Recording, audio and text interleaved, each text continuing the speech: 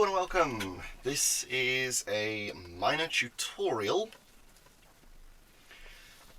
on how to create a Gaia memory slot. So basically, if you've ever wanted to make your own one of these, or if you wanted to custom build a prop that uses one of these but you didn't want to sacrifice one of these itself, because these are actually a little bit tricky to get a hold of, even the candy toy ones that they released for the Climax movie. I think it was the Climax movie. No, it was A to Z. But even then, those are tricky to get a hold of. Essentially, we will be building one of these, minus the little buttons like that. So, yeah. What you will need for this is some form of rule. So, I got a wood one with a little bit of metal along the edge.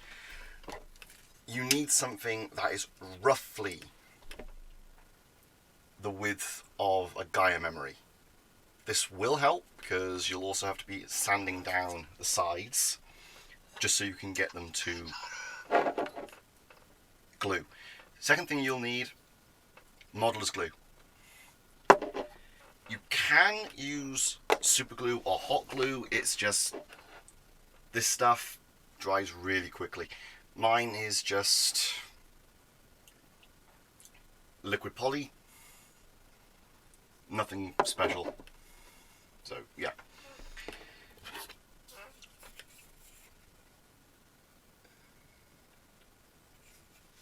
Next up, you'll need a shatterproof ruler.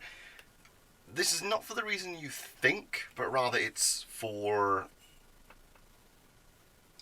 these tiny little lines here. You want to use the bigger lines because you need to be able to cut something that is about the same width as the gap here, because you need two pieces of plastic to run along the edge and not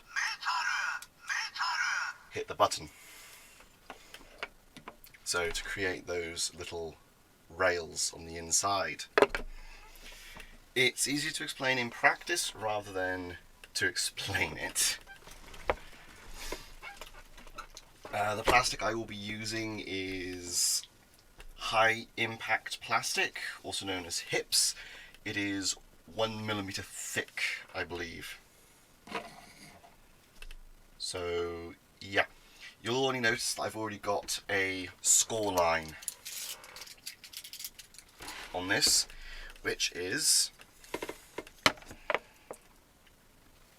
from that roughly the thickness of the Gaia memory. We're going to see if we can actually make one of these from just a strip. So let's have a go. This will be tricky.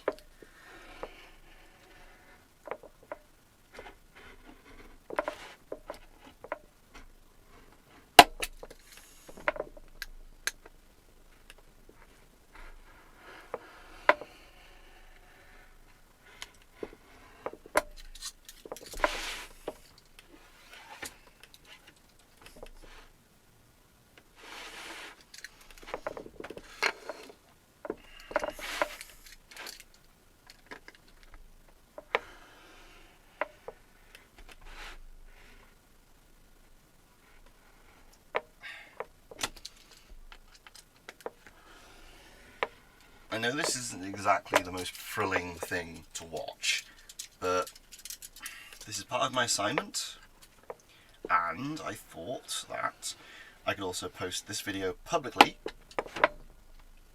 to provide people just looking for information for these buggers, because when I started out in the fandom for Kamen Rider, I wanted to know about fan-made shit, and there was very little to do with anything like this. So, yeah. All I could ever find was this one Singapore custom shop that you would take toys to and they'd make full prop replicas. But that's as far as I could ever find for significant customs. Sure, there were some custom designs, but not really much in the way of actual customs. Until I found the Blogspot user, Kamen Rider Forever for Now. I believe that's the name. I might just link the particular channel. It's just, the guy would do restorations of knockoff toys, and even do a few special customs, cross electronics, stuff like that. And it was rather interesting to look up, because that's the kind of thing I love doing. I genuinely do love cross kit bashing, as I call it. And as of this past year or so, I found that there's an entire community for modders of sorts, because there's this particular set of Beyblade YouTubers that I follow.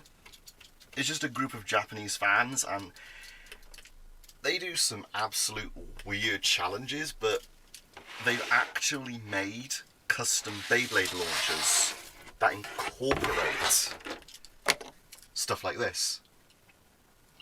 So, this particular user that has made a launcher that works with this, he has an Iron Man motif for his entire channel. So he made a Beyblade launcher that has a Gaia memory slot, but the joke is it just turns him into a variant of Iron Man, and it's just hilarious. But it's so brilliant at the same time. Then there's another user who primarily does their stuff on Twitter. They made a Progrise key activator for a Beyblade launcher. That is brilliant. Sadly, it's just a push the device in activation rather than using the actual mechanism. But it does the whole Progrise thing with the key through a magnet. I still don't really understand how they actually managed to do that, because, well, normally if you put a magnet next to one of these buggers, it fucks them up. And yes, I know that there is a magnet right there, but still.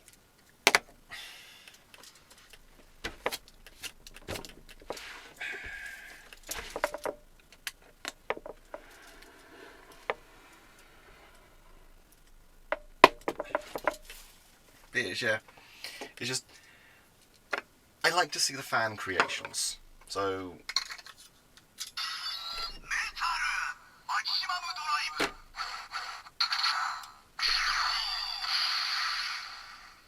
this kind of thing I love. Oh fuck. Oh, it just came off. Well, that just proves my point that that was not a good solution. I'm going to be trying a different solution after this. And here we go.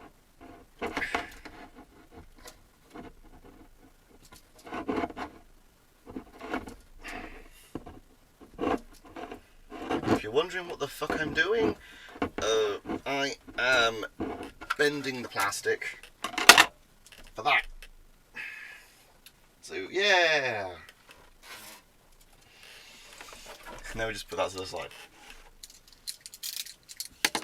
Alright, next up, this requires a little bit of measurements, but it's mainly just by eye. We need to decide how large we actually want the slot to be.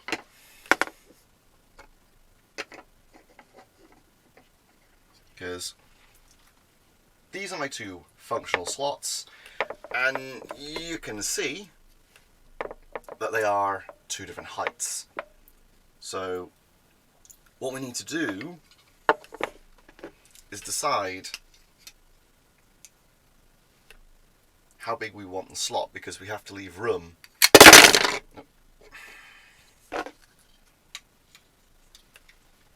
We have to leave room to be able to grab the top to pull it out. So that is where you need to make your own decision on this.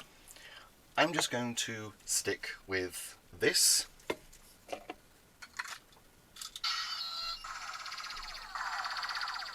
Because that gives just enough room to pull it out.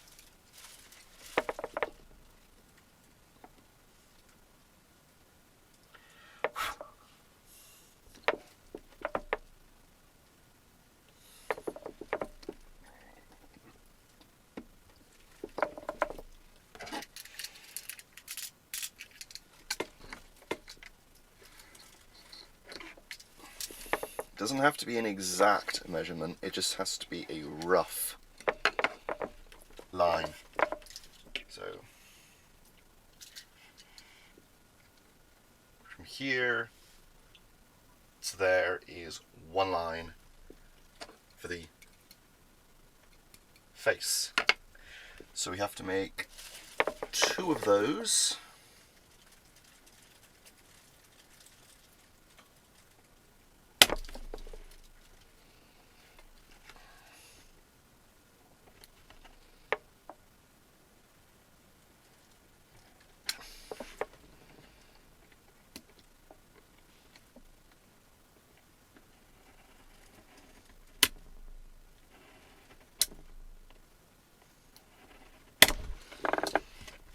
As you can probably tell, I am not adept at doing this kind of video. I am more the sort to just get on with building rather than demonstrating.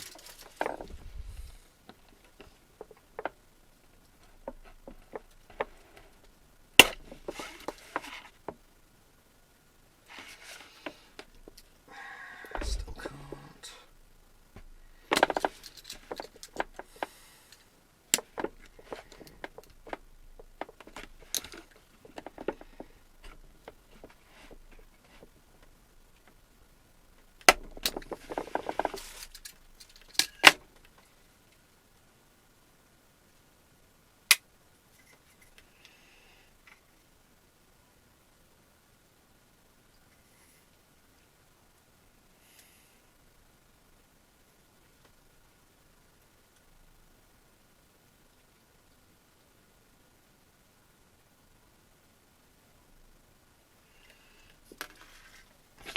So once we've got one cut out, line it up again.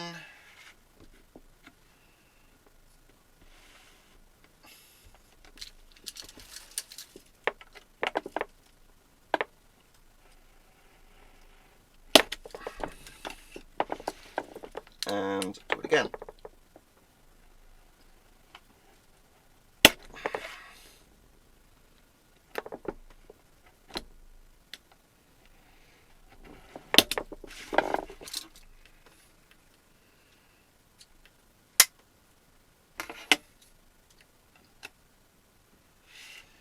And that is the two front panels for the slot. Now, I will say this, it's going to be bloody annoying to do the slot for the button, so you'll have to, well, what I did was once it was assembled, I sanded down the particular area where the button would hit.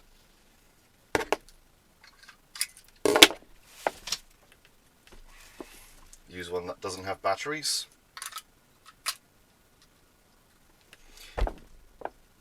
So essentially, I lined it up here,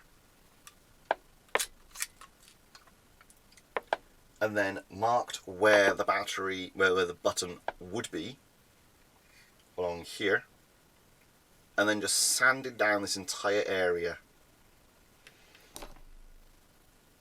And then I cut into a square shape. Simple. It's a little bit tricky, but you get used to it.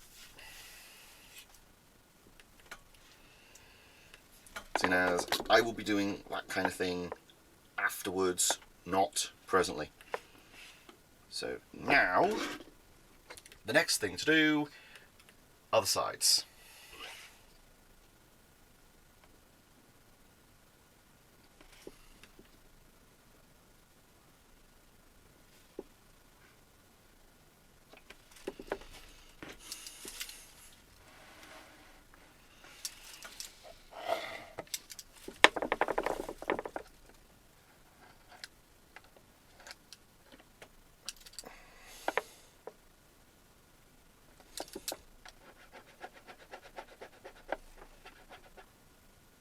Sorry.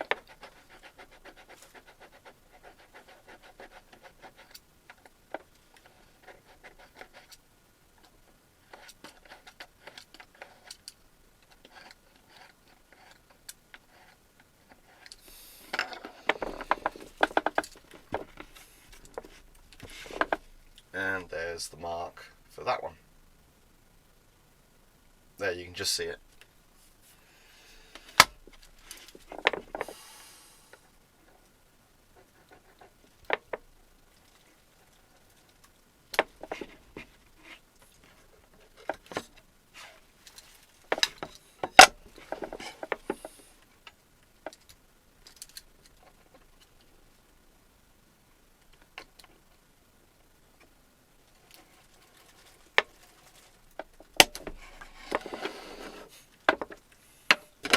Finally the ruler comes into play.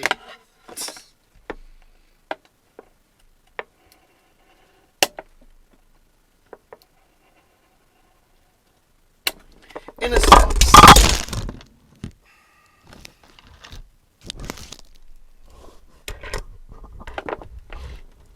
sorry about that. In a sense, you are essentially cutting out 4 of these. So if you want to do that, then go ahead. But 2 of them you will have to cut down lengthways. So you can make them thinner than that.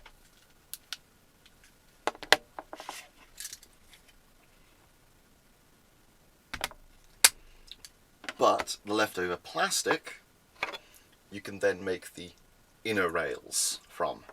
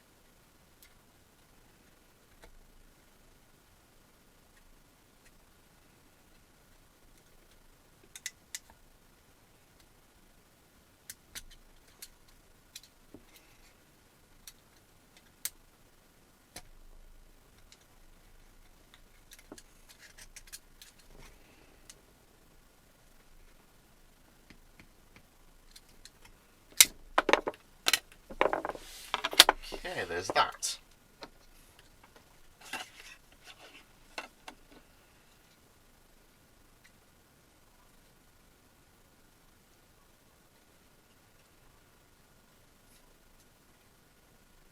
Now what you will want to do is you will want to measure roughly the width of this. So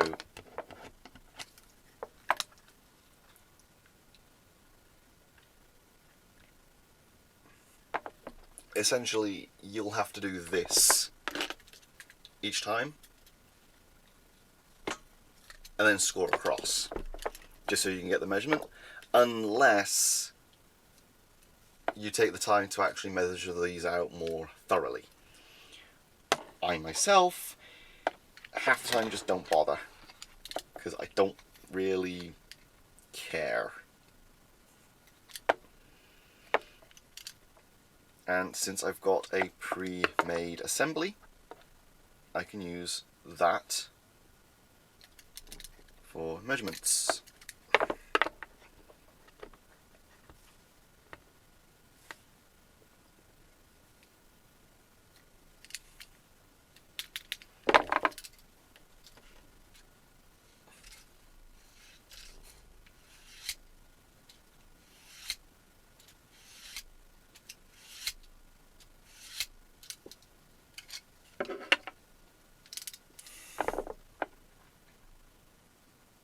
There, you can just see the line.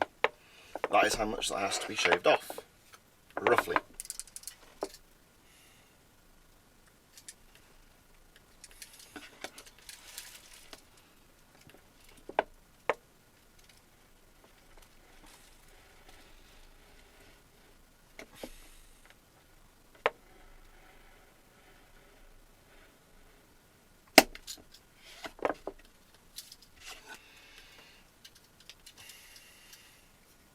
Now, obviously, I'm pretty sure a good chunk of people who would watch this have access either to a few buggered ones of these, or even a few buggered ones of these. Or maybe even you have access to a 3D printer.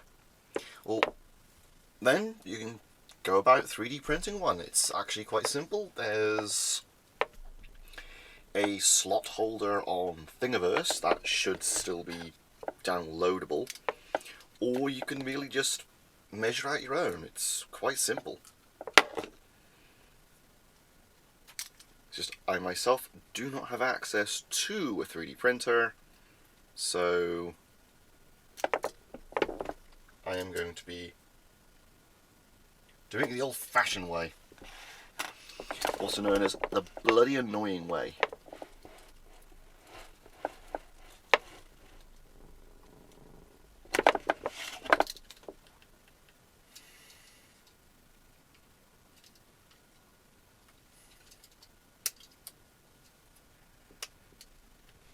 So there. And this piece, ooh, just lines up. So that and the offcut can be used for the rail. Now, this does mean you'd only be able to do one side. I'm doing two sides, so I will have to cut off more rail. But for the time being, let's keep going.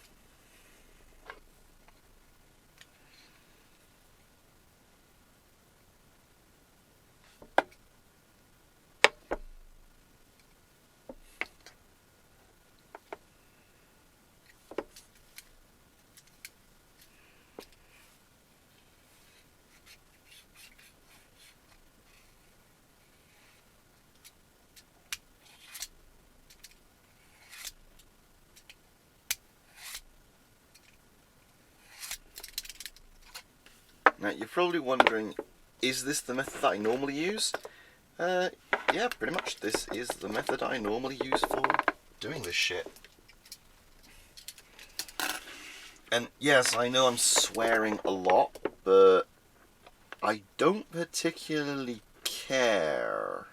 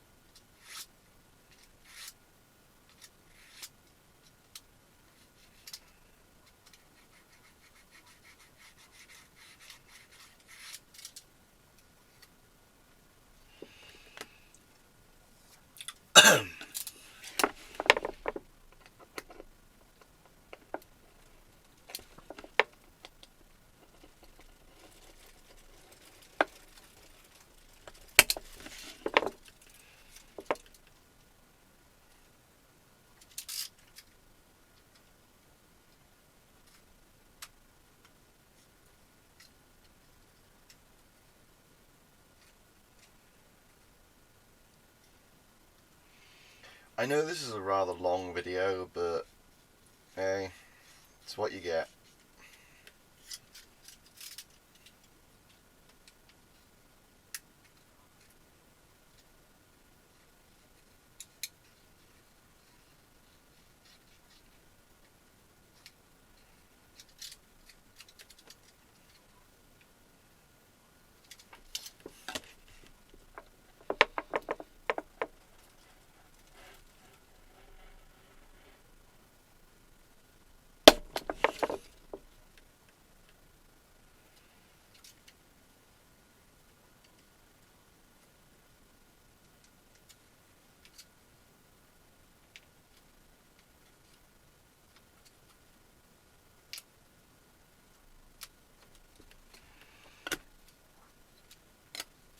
And there.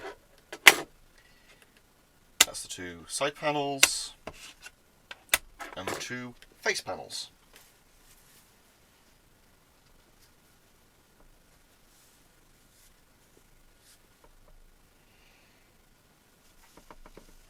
Now, this is where it gets a little bit tricky.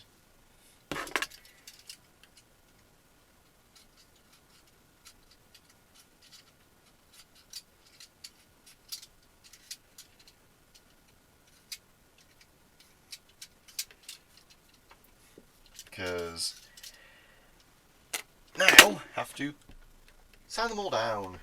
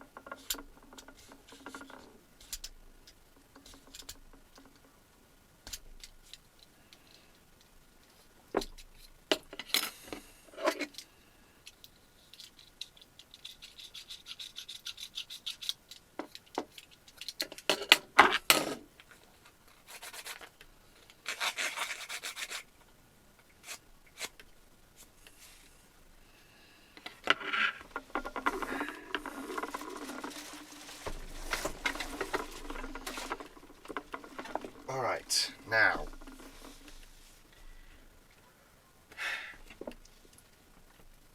I will cut out two more of these because, well, I want this slot to be able to function both as a maximum and as a henshin.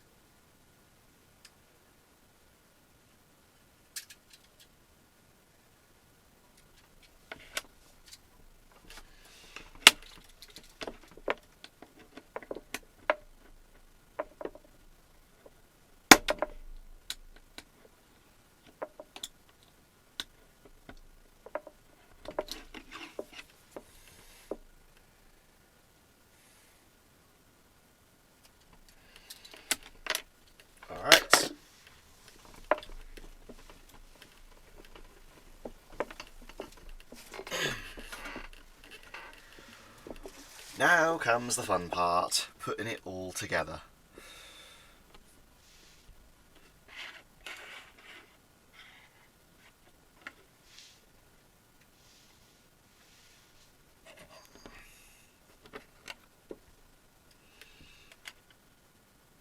Now there is actually one thing that you will have to do, but this is trial and error. The small little notch on the inside, that is something that is very much trial and error to do. So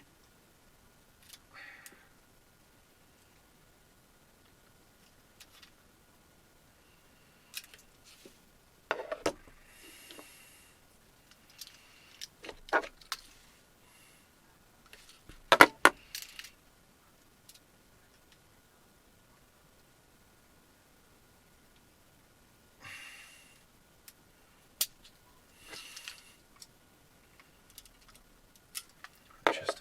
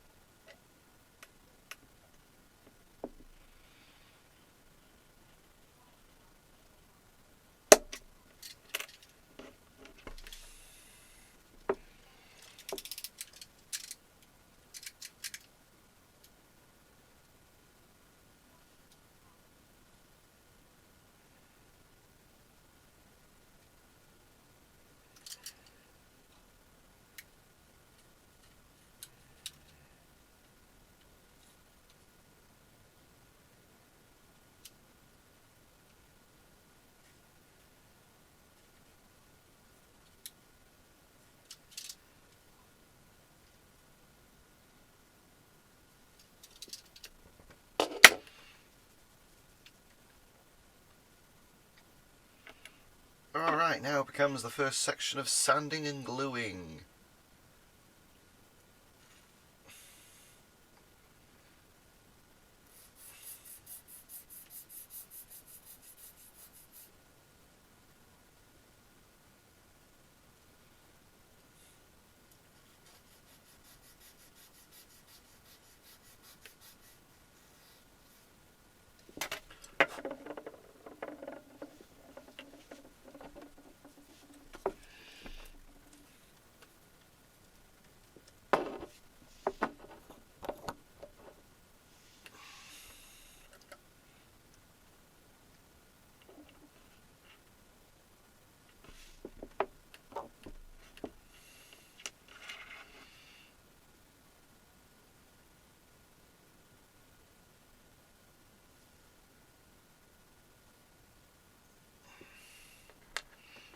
Okay, that is now set to glue.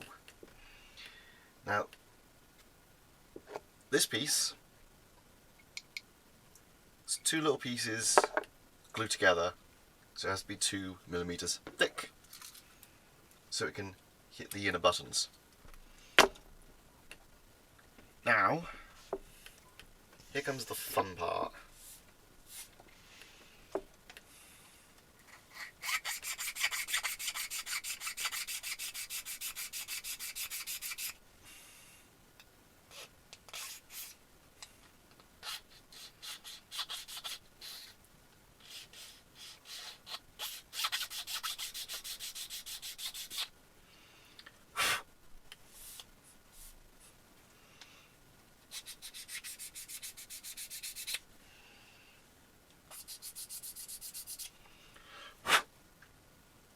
because you have to sand along either side so that these can be glued in place to act as guide rails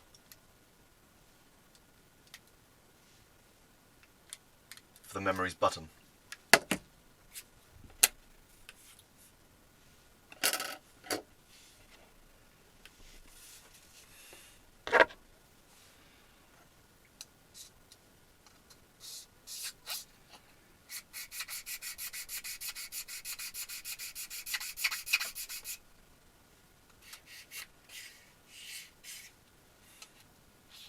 Now, I could timestamp this if I really wanted to, but I don't, because if I have to suffer through making this, I want all of you to suffer in watching this.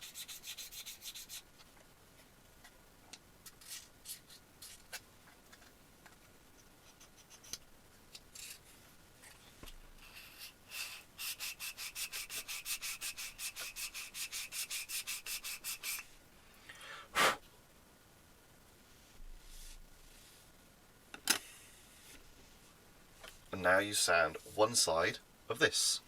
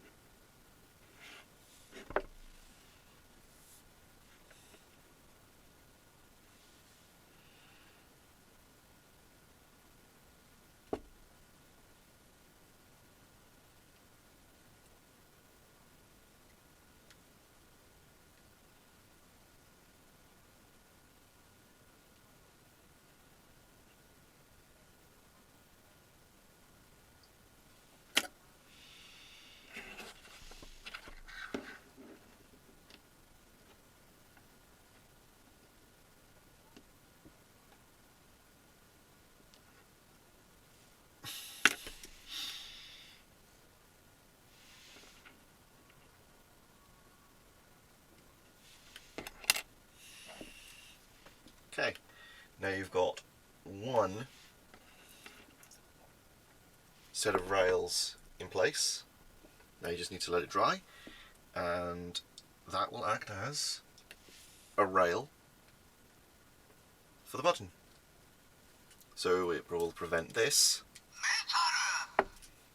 from activating while inside these. Simple.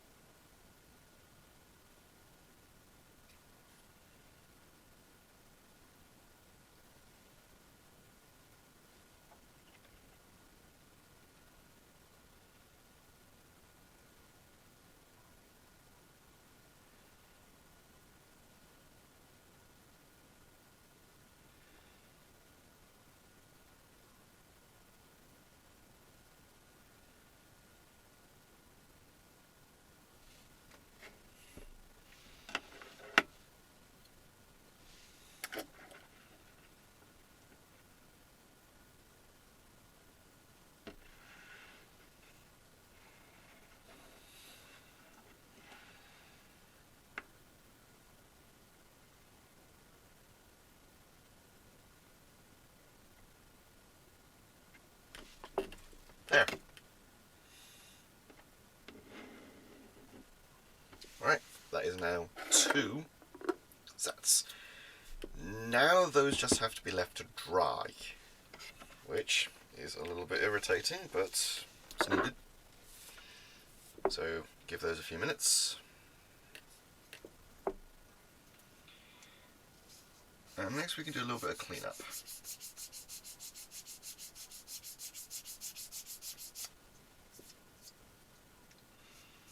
Now, since these have become 2 pieces thick, these now need to be sanded along the sides. These are the side panels,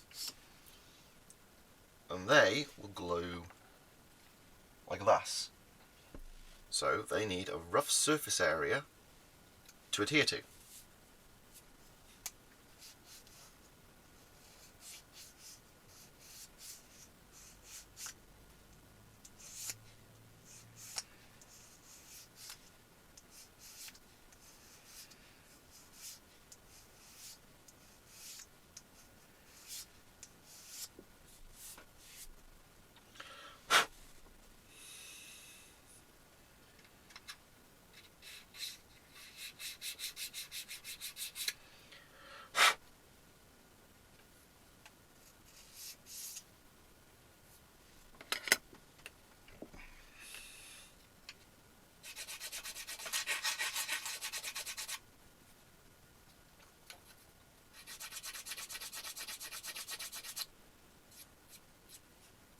So,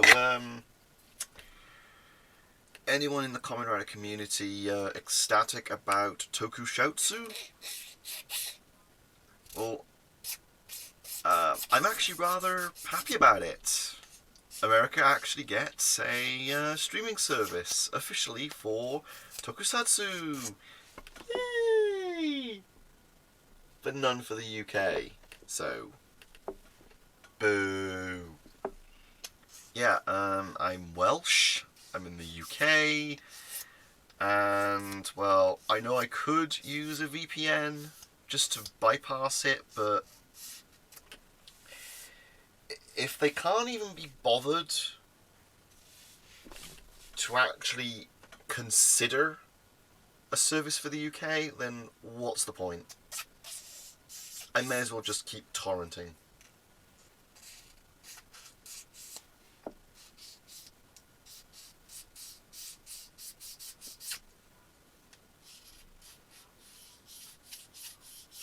And yeah, I get it, torrenting is illegal to a degree, but here's the thing. When the medium is not available in the country you live in, then you're kind of, well, forced to torrent, because getting the DVDs, good luck with that, by the way, seriously, good luck, that is expensive. Like, seriously, have you seen the prices for a single DVD from Japan? That's a good bit of money. And that's before shipping.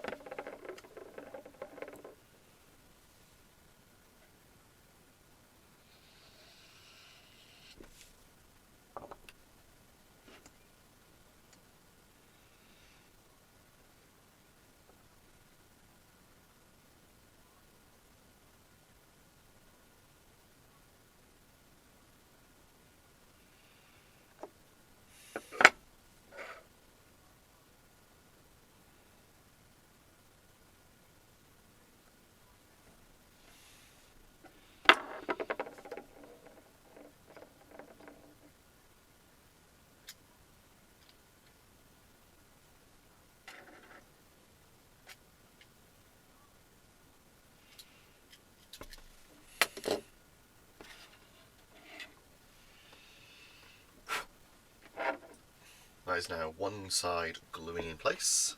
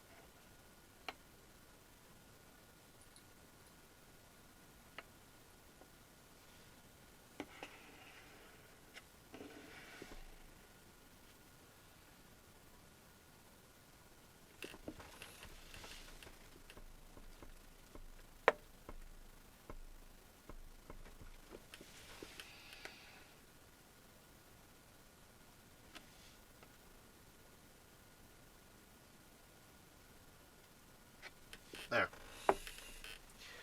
Now that is the two pieces gluing together. Now that does have to be left for a while, but we can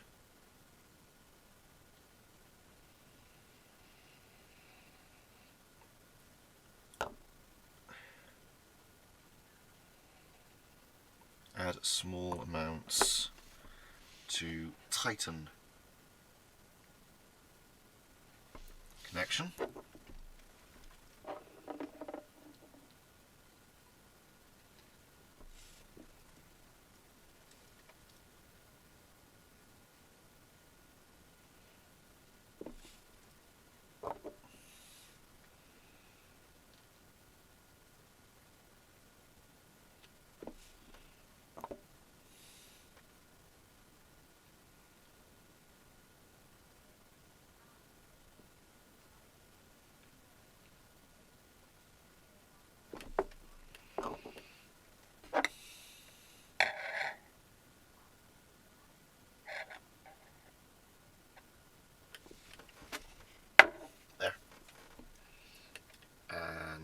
it really is a matter of waiting. So, let's get onto the topic of Digimon for a minute, because I'm sure some of you may have noticed there's a good bit of Digimon buzz lately. At Toy Fair earlier this year in February, Bandai showed off the original Tamagotchi and the original little Digivice, not the one from the show, but the boxy one, being re-released. And hell yes, I want that. In all honesty, I wouldn't mind getting an old Tamagotchi, because I've actually got 3.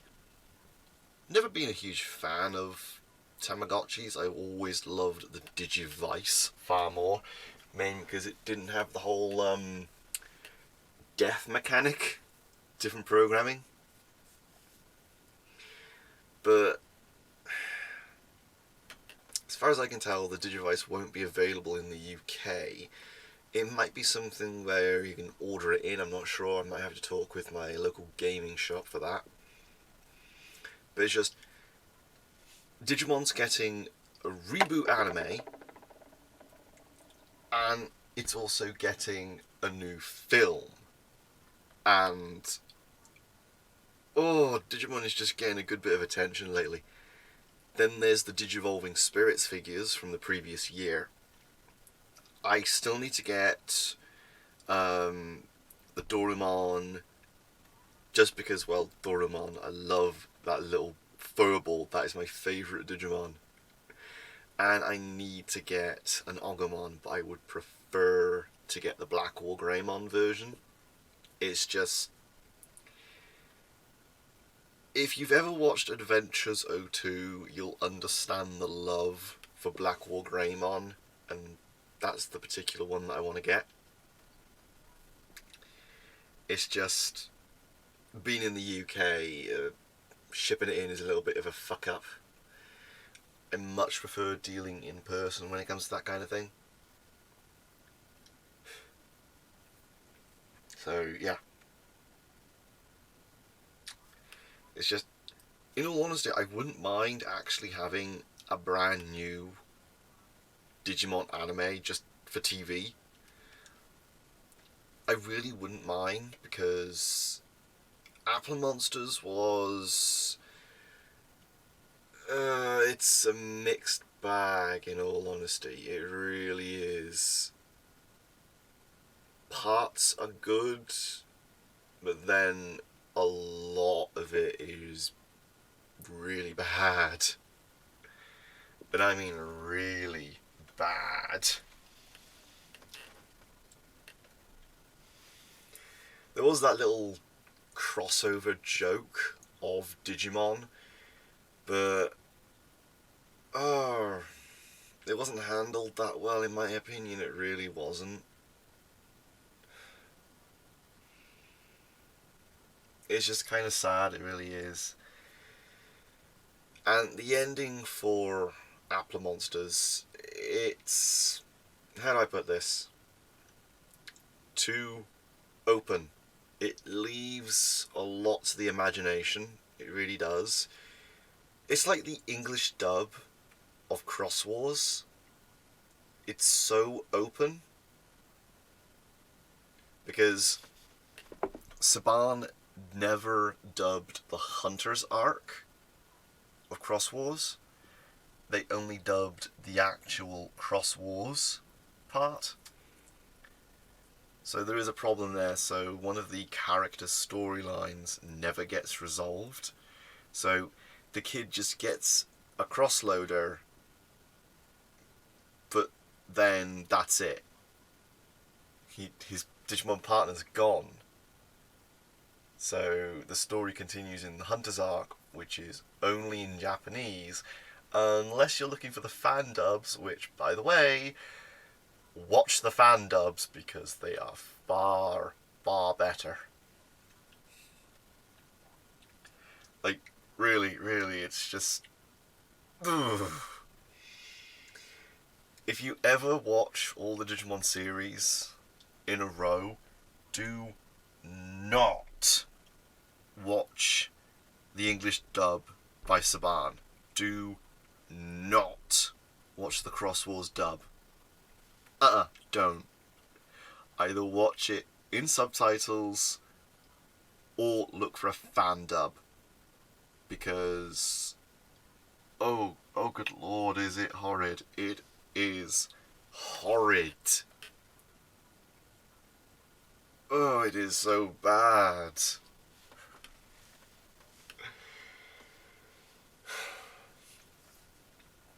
It is really, really bad. And that's being polite about it. It is that bad. But you deal with it.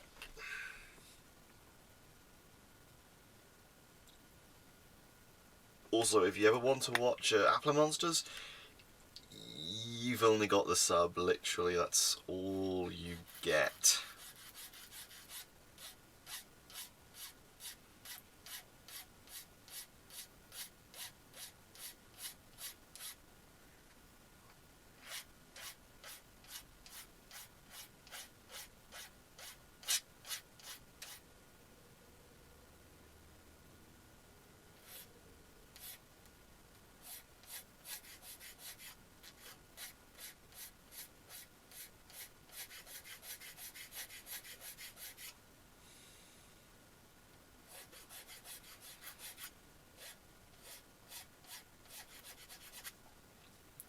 Another thing that I don't particularly like about Apple Monsters is, well,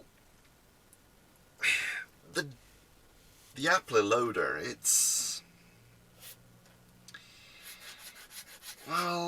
doesn't really give much for modding. Whereas all the other devices, you can take them apart and customize the shell. Heck, a lot of people get some of the fake Digivices that you get from markets, and they just custom paint them. It's absolutely brilliant.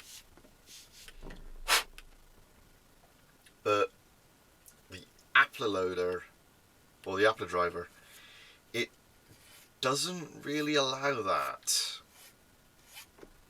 because it already has its own level of customization, but it's not to a degree that's actually desirable. So yeah, a little bit fucky on that.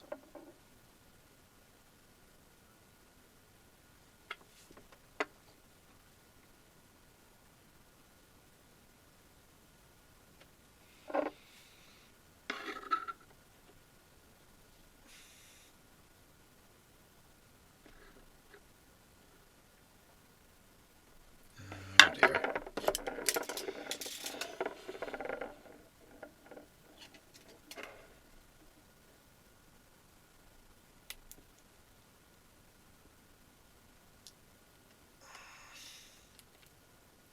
Yeah, this can happen. It glues itself to the table.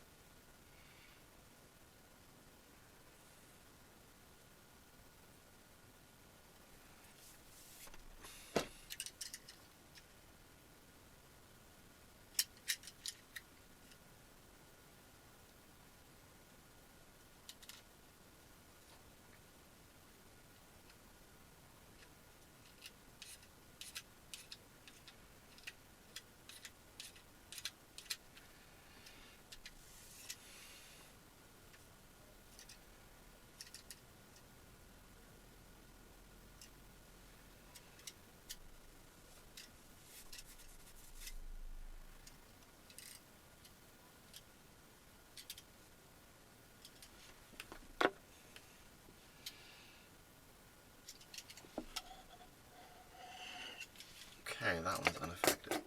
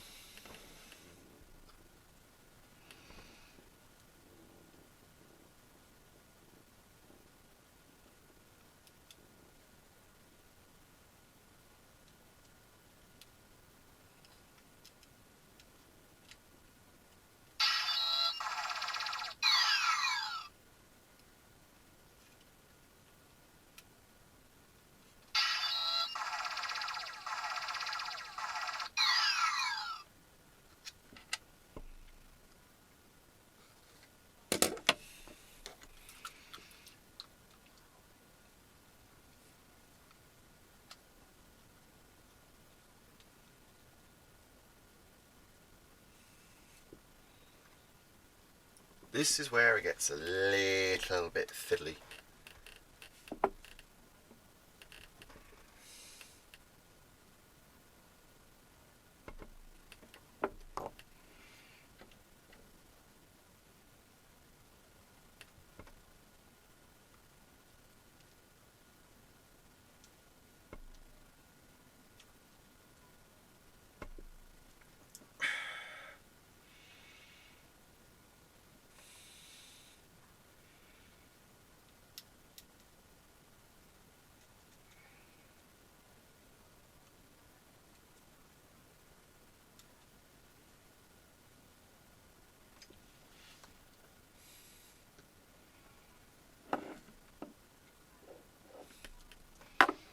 Okay.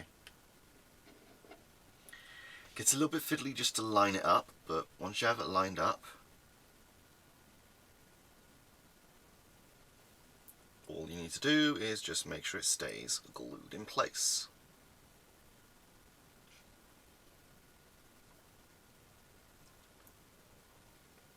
Which does take a while. So, yeah. But don't worry, we are almost done.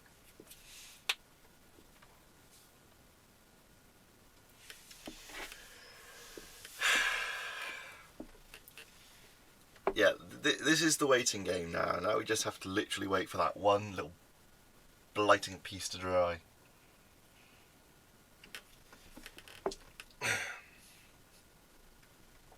But just to demonstrate, these are the Gaia memories I have.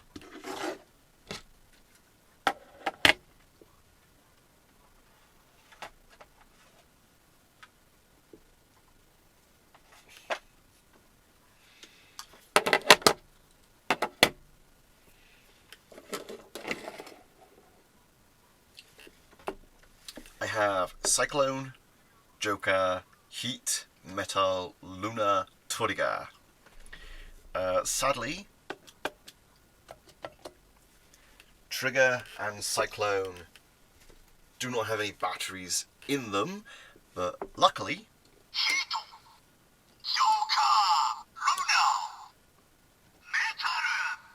all have batteries. You're probably wondering why those two don't have batteries. Well, that's because second year of auto assembly that I went to, I had the double driver, and I had these two memories in the driver the entire day because the green and blue looked really good together, and whenever Kamen Rider Double uses Cyclone Trigger, it really does look wonderful. You're also probably wondering, how come I don't have the Magnum and Metal Shaft? Well, that's because I bought the super best version of the belt. I did not get the peripherals for these two. So the entire point of making this is originally for these two buggers, because, allow me to demonstrate. One side.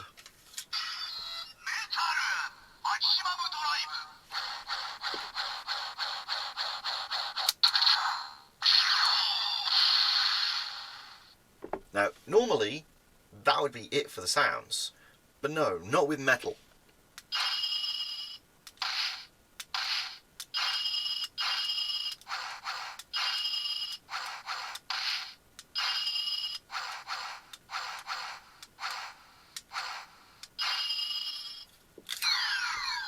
It makes a variety of noises.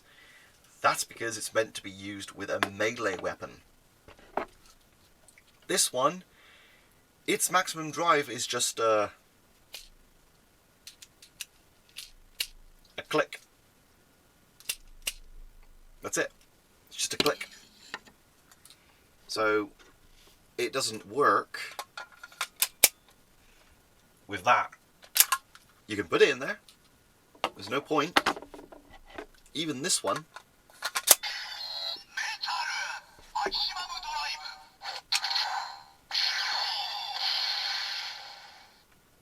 You can do that.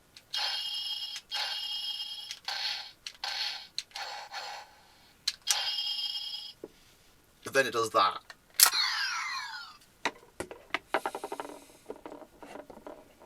It works far better.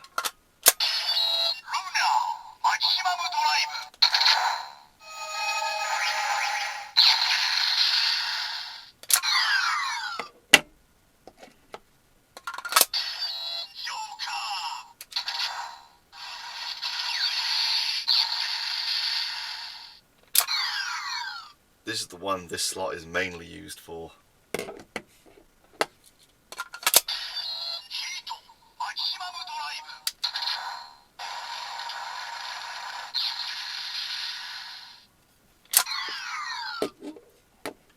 But yeah, essentially the entire project is mainly just to supplement this bugger and the belt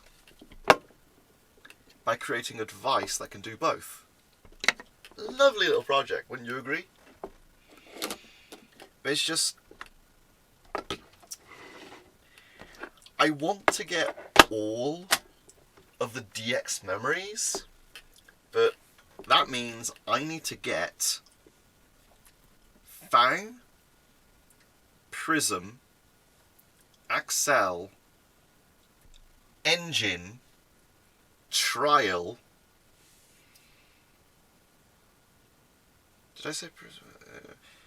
Fang, Prism, Axel, Engine, Trial, Skull, and Eternal. That's a good few memories. But then there's also Gumbaride. Now, here's the problem. Gumbaride? It is one of, if not the rarest Gaia memory, because it was a mail-away exclusive. You could only get it if you mailed away a prize card. Now, this memory was created in the 10,000s, but its supply is probably only in the 4 digits. And the asking price for this Gaia memory is ridiculous. But it has sound effects for all 20 main riders, and it is classed as a DX memory, so it has a Henshin jingle. And oh, I want it, I genuinely want it, because it's one of 2 memories that are orange. And the other memory is a candy toy, which, well, it's only a rider memory, but it's still technically in a margin memory because of the glitter effect, and it doesn't have the same status as a DX memory. It's still a Gaia memory, but these work very differently from the sound Gaia memories and the candy toy memories. Mainly because that right there. DX memories are identifiable from that little LED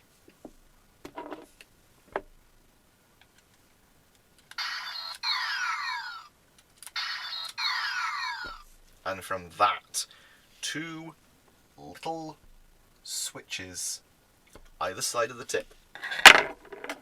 Candy toy, capsule, and sound Gaia memories generally do not have those. Some do, a lot don't. All the sounds are activated by pressing that button repeatedly.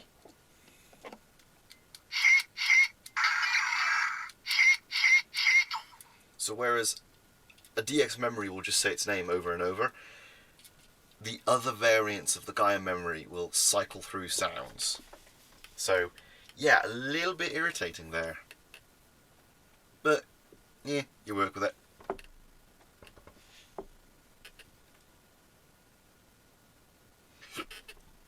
That has solidified enough. And now for the final assembly.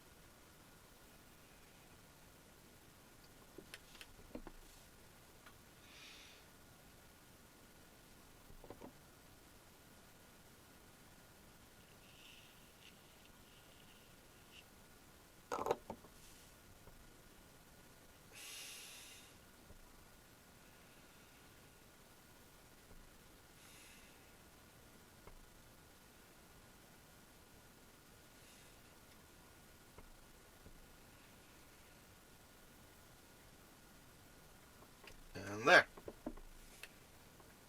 Glued together, just needs to dry. And that is a memory slot. Really simple, actually.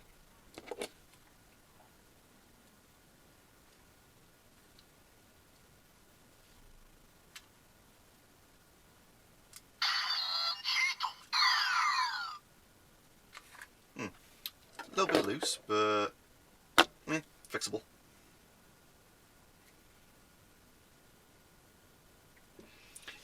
If the slot is loose, then all you need to do is just put a slither of paper down the sides, and that'll thicken it up by 1 millimeter or 2.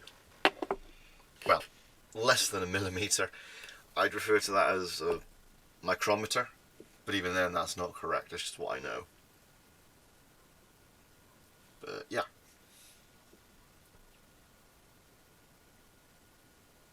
Now to just let it dry.